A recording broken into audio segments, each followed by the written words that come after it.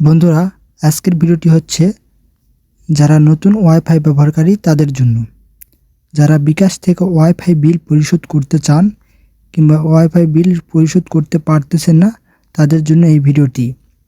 আপনি যদি বাড়িতে বসে বিকাশ থেকে ওয়াইফাই বিল পরিশোধ করতে চান, তাহলে এই ভিডিওটির মাধ্যমে আমি আপনাদেরকে সুন্দরভাবে স্টেপ বাই স্টেপ দেখিয়ে দিব কিভাবে বিকাশ অ্যাকাউন্টের মাধ্যমে আপনি বাড়িতে বসে ওয়াইফাইয়ের বিল পরিশোধ করবেন।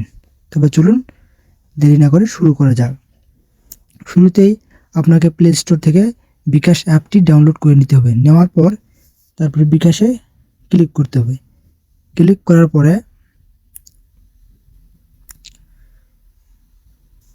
পরে নাম্বার লগইন দিয়ে আপনি প্রবেশ করবেন বিকাশ অ্যাকাউন্টে। আমি প্রবেশ করলাম। বিকাশ অ্যাকাউন্টে প্রবেশ করার পর এখন দেখুন, ভালো করে মনোযোগ সহকারে দেখবেন, নয়তো ভাই ভুলে যাবেন।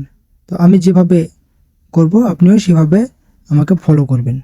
তো আমি এখানে দেখুন জাস্ট পে বিল নামে যে অপশনটি রয়েছে, এই পে বিলে ক্লিক করব। পে বিলে ক্লিক করার পর দেখুন এখানে লেখা রয়েছে ইন্টারনেট। এই ইন্টারনেটে ক্লিক করব। এই ইন্টারনেটে ক্লিক করার পরে নিচের দিকে দেখুন আমাদের সামনে অনেকগুলো ইন্টারনেট কোম্পানি দেখতে পাচ্ছি। এখানে দেখুন লিঙ্ক3, Amber IT, carnival, Sam online, আরও অনেক রয়েছে। আপনি যে ইন্টারনেটটি ব্যবহার করে থাকেন, আপনি যদি লিঙ্ক3 ইন্টারনেট ব্যবহার করে থাকেন তাহলে লিঙ্ক3তে ক্লিক করবেন, এবং আম্বার আইটিতে যদি ব্যবহার করে থাকেন তাহলে আম্বার আইটি ক্লিক করে থাকবেন, এবং যদি আপনি কার্নিভাল ইউজার হয়ে থাকেন তাহলে আপনি কার্নিভাল ইউজারে ক্লিক করবেন। আমি যেহেতু কার্নিভাল ইউজার, সে কারণে আমি কার্নিভালে ক্লিক করলাম। কার্নিভালে ক্লিক করার পর এখানে দেখুন প্রথমে লেখা রয়েছে গ্রাহক আইডি। এখানে গ্রাহক আইডি লেখা রয়েছে, আর এখানে কন্ট্যাক্ট নাম্বার। অর্থাৎ আপনারা যখন প্রথমে ওয়াইফাই লাইনটা সংযোগ নেন, তখন আপনাকে যে একটা ইউজার নাম্বার দেওয়া হয় 6 ডিজিটের, সেই নাম্বারটি এখানে দিবেন। সেটাই হচ্ছে আপনার ওয়াইফাইয়ের গ্রাহক নাম্বার। তো ওই 6 ডিজিটের নাম্বারটি আপনি এখানে দিয়ে দিবেন। তো আমি এখানে আর নিচে রয়েছে কন্ট্যাক্ট নম্বর, অর্থাৎ আপনার মোবাইল নাম্বারটি এখানে দিয়ে দিবেন। তো আমি এখানে আমার আইডিটি বসিয়ে দিচ্ছি।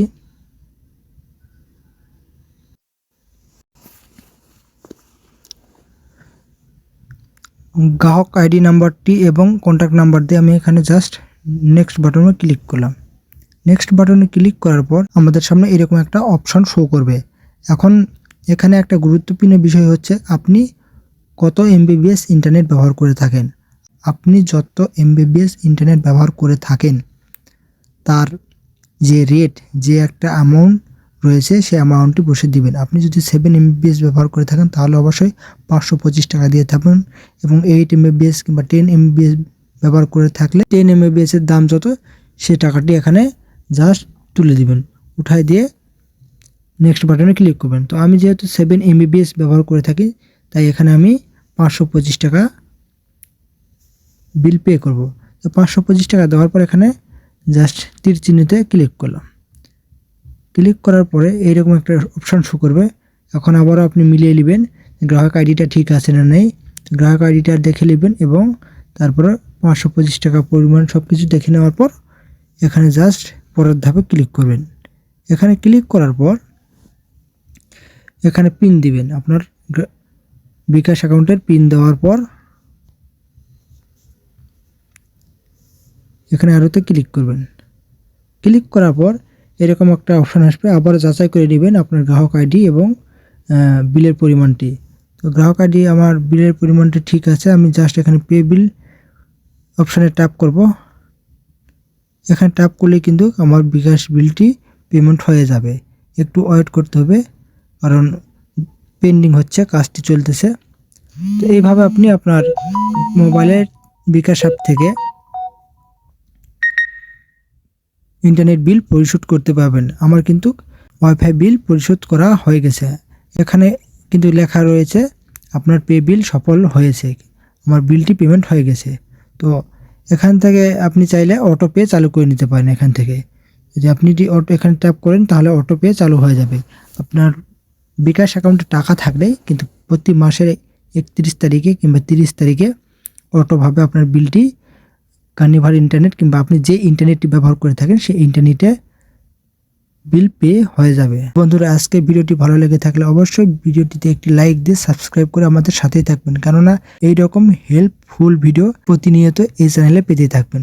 তো ভালো থাকবেন, ধন্যবাদ।